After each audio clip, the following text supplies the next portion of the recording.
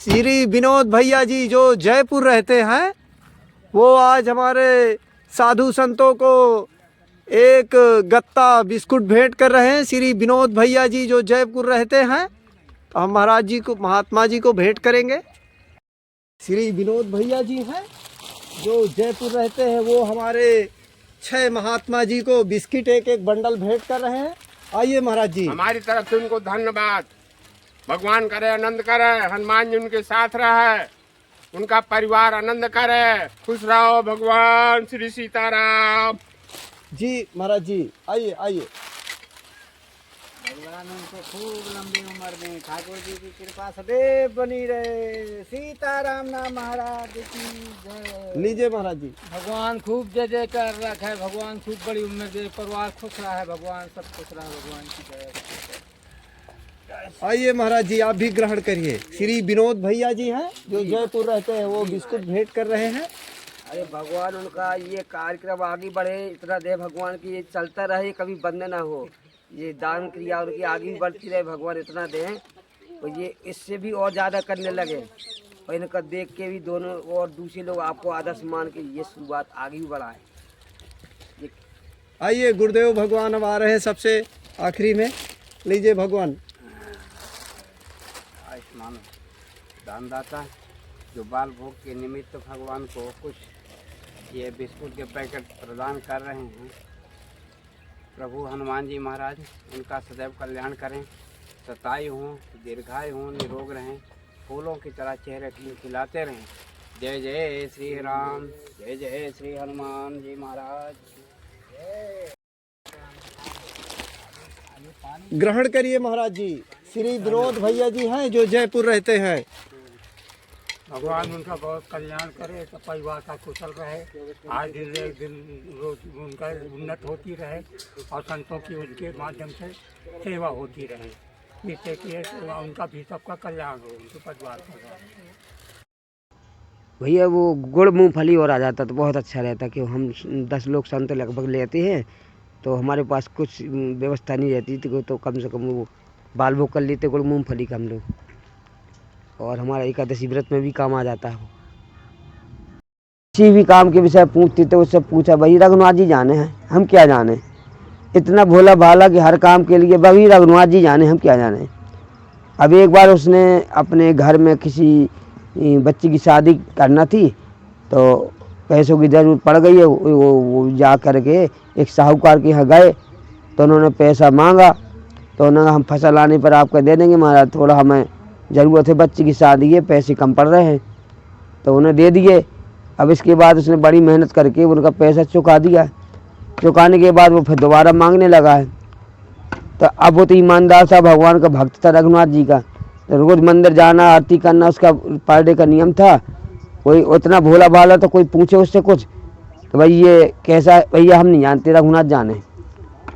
कोई भी सवाल हो पूछे, अगर बन गया तो ठीक है, नहीं तो भैया रघुनाथ जी जाने, हम नहीं जानते कुछ। इस तरह का उसका बोलना था, और सीधा साधा था, और मेहनती ईमानदार था वो। अब एक दिन की बात है कि उसके घर में कर्जे वाले आए कि भाई तुम्हारा कर्जा अभी आए नहीं है। अब उनने पैसे लेके उसमें लिखना भूल गई, या मान लो दोबारा नीयत ख़राब हो गई, तो वो घबरा गया कि हमने तो पैसे आपको पाई पाई कर चुका दिए। तब उन्हें बुलाया गया, भैया आपने पैसे हमारे लिए थे, वो अभी दिए नहीं हैं। बोले साहब हम तो दे दिए हैं। बोले तुमने किसके सामने दिए, इसमें कहाँ लिखा है। अरे बोले हमने दिए, आप हम झूठ नहीं बोलते, तो किसके सामने दिए तो बताओ। बोले हमने दिए रघुनाथ जी, जानो उनसे पूछो। अच्छा रघुनाथ जी ने कर्जा लिया है तुम्हारे, जो बताएंगे। बोले हमारे मालिक तो वही है। ठीक है, ये बात बढ़ते बढ़ते गई, वो अदालत तक पहुंच गई। जब अदालत में भेजा गया, वो फाइल पहुंच गई है किसने कर्जा लिया, दिया नहीं है। वहाँ बुलाया गया, इधर आओ, तुमने इनका कर्जा क्यों चुकाया। बोले महाराज हमने दिया है। किसके सामने दिया है, तो रघुनाथ जी के सामने। रघुनाथ जी जाने, हमें नहीं पता भी, हमने दे दिया है। लेकिन तो भगवान खुद आ करके और मंदिर से निकले, पुजारी ने देखा कि ये रघुनाथ जी जा कहाँ रहे जी, उस भक्त के यहाँ जाके उन्होंने गवाही दी है।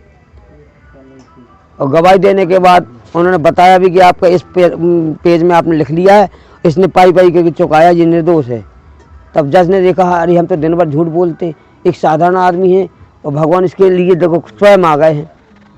तो इसका मतलब हम इतने सब कुछ होने के बाद भी इस छोटे आदमी को नहीं पा सकते। तो उन्होंने अपने आप में शर्म महसूस की और जज ने उसी दिन आत्मसमर्पण कर दिए। उस जज का पद का इस्तीफा दे करके और महान संत के पास गए हैं।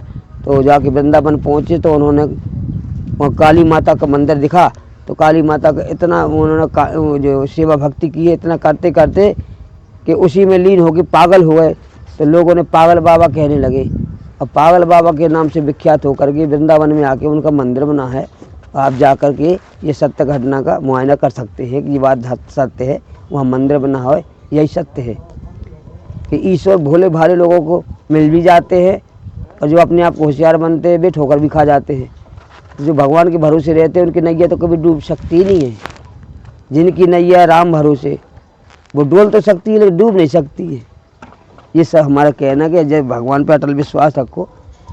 तो जो आपने अभी कहा है कि जो अच्छे कर्म करके भूल जाना चाहिए, ये भी आपकी बात सत्य है कि यूँ कि राजा की ये घटना है। एक राजा भी बहुत महान धर्मात्मा थे किसी ज़माने में। तो उन्होंने पहले काफ़ी धर्म कार्य किए हैं। किसी विवाह को जिसके विवाह के लिए ज़रूरत पैसे को उन्होंने दिए हैं और कोई भूखा भिखारी कोई आएगा, मतलब काफ़ी अच्छे कर्म किए हैं। लेकिन बस सब याद रखते रहे वे और कुआ बावड़ जो भी उन्होंने पुण्य कार्य किए है तो अपने दिमाग में रखते रहे कि तरह तरह हमने काम किया है। अब इसके बाद समय बदलेगा, कुछ ऐसा समय आएगा को उनका जो कारोबार कम हो गया और उनको पैसे की जरूरत पड़ने लगी। जो दान करते थे अब उनको भी कमी पड़ गई है। तो उनकी पत्नी ने कहा कि एक राजा है कोई, आप जाइए और वो जो जितना पुण्य करता है उन पुण्य कर्मों का आपको फल देंगे तो आपका जो परेशानी दूर हो जाएगी। तो फिर गए वहाँ पर। तो पहुँचते पहुँचते उन्हें क्या सफ़र दूर है तो कुछ हम आपको पूड़ी बना दे रहे, तो आप अपना कहीं भूख लगे पा लेना। तो उस समय गर्मी का सीज़न था और उन्हें जो भी पूरी प्रसाद दिया उनको वो बांध के और उन्हें चलो वहीं स्नान कर लेंगे और वहीं पा लेंगे। तो वहाँ उन्हें देखा कि बहुत तेज़ धूप आई, थोड़ी विश्राम कर लिया जाए और यहाँ स्नान भी कर लें। और उनके रख दिया उन्होंने एक जगह कुछ कपड़े पड़े, उसी में उनका भोग प्रसाद रखा था। तो एक कुतिया आई है तो उसने वो प्रसाद लिया तो उसको कुछ पूरियाँ बिखर गई, कुछ वो लेके भाग गई। डर के मारे देखा कि वो आ गए हैं, अब ये मारेंगे, लेकिन उन्हें मारा नहीं है। अब क्या हुआ कि वो उसके 4-5 बच्चे भी घूम रहे थे। तो उसने बोला ये तो 4-5 बच्चे हैं बेचारी, ये है पूरी तो इतनी है, ये तो इसके लिए पर्याप्त है, आज हम नहीं खाएंगे, इसी को दे दो, आज हम वैसे ही रह लेंगे, कम से कम आत्मा तृप्त तो होगी।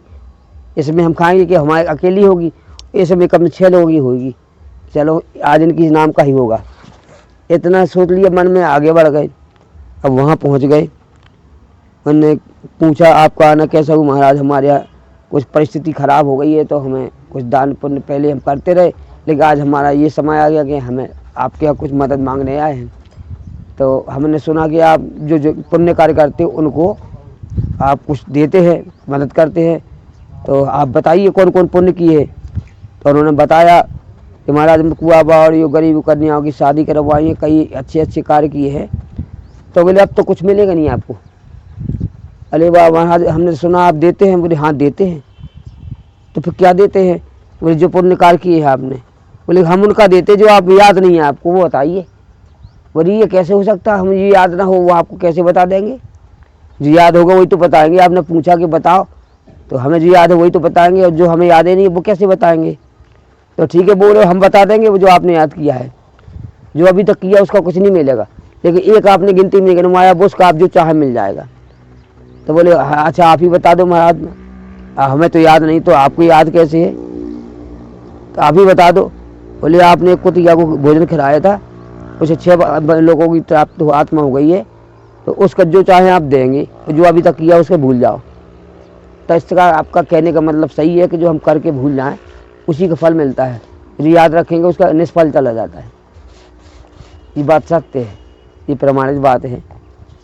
तो जो आपने कहा वो बात आपकी सत्य है, उसका हम अनुमोदन करते हैं, आपकी बात का समर्थन करते हैं। आप जो कह रहे हैं वो हमें कुछ पुण्य कार्य अच्छे करके भूल जाना चाहिए। क्या है नरक और दुख कहाँ है? याद रखना, याद रखना ही नरक है। वो याद रखना अपने आप में अपमान हो जाता है कि हमने ऐसा किया, हमने तो मैं आ जाता उसमें। उसको ये कह सकते मन भटकता रहता है याद रखने भगवान में। की कृपा से इतना हम कर पाए थे, जब तक उनकी कृपा नहीं थी पत्ता तो हिलता नहीं है। तो मैं कहाँ से आ गया कि मैंने किया, तो मैं हटा दो। अगर मैं लगाओ तो ये कहोगे कि मैं तो नहीं था लायक और आपने इस लायक बना दिया। मैं कहाँ, मैं तो हूँ नालायक। शून्य होके जीना चाहिए। मैं जीरो हूँ, वो आप अंक है, और आप चंदन, मैं पानी हूँ। तो इस तरीके से आप बोल सकते हैं, लेकिन अपमान सहित नहीं बोलेंगे कि मैंने ऐसा किया। मैं तो हटा ही दो इसको, मैं ही तो सबसे बड़ा खराब है। मैं अहंकार का दूसरा नाम है। जी जी। अब इसका एक उदाहरण बताते हैं कि पिछले जन्म में 3 जो अक्षर थे, उसका एक राक्षस था, उसका नाम था रावण। उसमें 3 अक्षर थे, वो हमारे अंदर बैठा है, उसका नाम है अहंकार। उस राक्षस का नाम है अहंकार, वो हमारे अंदर घुसा है। वो 3 अक्षर था, वो रावण था। फिर द्वापर में हो गया, वो 2 अक्षर का वो कंस बन गया, वो भी रावण का ही दूसरा रूप समझ लो, वही राक्षस मैं। अब इस कलियुग में सिर्फ 1 अक्षर का बच्चा, वो है मैं। वही राक्षस हमें नीचे गिरा देता है, वही राक्षस हमें पतन की ओर ले जाता है। अगर मैं हटा देंगे और भगवान को आगे लगा देंगे तो आप कभी हार नहीं सकते, आपकी वजह हमेशा भगवान का आते रहेंगे। और जिसने मैं लगा दिया तो वो गड्ढे में गिरना निश्चित है उसका, क्योंकि अहंकार तो भगवान का भोजन है। अगर अपना भक्त भी होगा कोई, वो अहंकार करेगा तो भगवान उसका सबसे पहले अहंकार दूर कर देते हैं, क्योंकि मेरा भक्त है, इसको अहंकार आ गया तो मेरा भक्त है, इसका अनर्थ नहीं होना चाहिए। जिस तरीके से रामायण में बताते हैं कि वही माँ अपने बच्चे को बहुत चाहती है, उससे बहुत दर्द होता है। अगर बच्चा कहीं गिर जाए उसे दर्द होता है। उसी बच्चे को कहीं फोड़ा हो जाए तो वो चिरवाने के लिए अस्पताल जाएगी, उसको पीड़ा होगी, उसको भी पीड़ा होती है कि इसको दर्द हो रहा है, लेकिन मजबूरी भी आगे बढ़े ना। इसलिए वही काम भगवान भी करते हैं कि अपने भक्तों में अगर अहंकार आ गया तो उसी चीड़ा की तरह लगवाते, उसका सारा अहंकार दूर निकालने, उन्हें दर्द तो हो रहा, क्योंकि भगवान तो दयालु हैं, निष्ठुर तो है नहीं है, लेकिन वो उसको अलग करने के लिए उसको पीड़ा की गिनती में ली जाती है। इसी तरह से माँ होती है, उसे बच्चे की पीड़ा तो है कि उसको दर्द हो रहा है, लेकिन उसका सुधार के लिए, इसलिए वो हम यही कहेंगे अहंकार नहीं करो। अहंकार विनाश की जड़ है, ये हमें पतन की ओर ले जाता है। और बाकी 5 विकार तो है ही, अहंकार के अलावा और भी विकार बताए हैं, लोभ मोह अहंकार, जो सभी 5 विकार में ये सब पतन के रास्ते हैं। तो इसको त्याग करना पड़ेगा हमें, और भगवान को ही साथ जो भी हमने किया है तो अपने आप में लो कि मैंने नहीं किया, ये कहे से भगवान को समर्पित है। जो भी करे भगवान ने किया, वो नहीं कर, वही जाने अच्छा बुरा आप पुण्य जो भी उनको समर्पित कर दो, फिर आपको कोई पाप पुण्य लगने वाला नहीं है।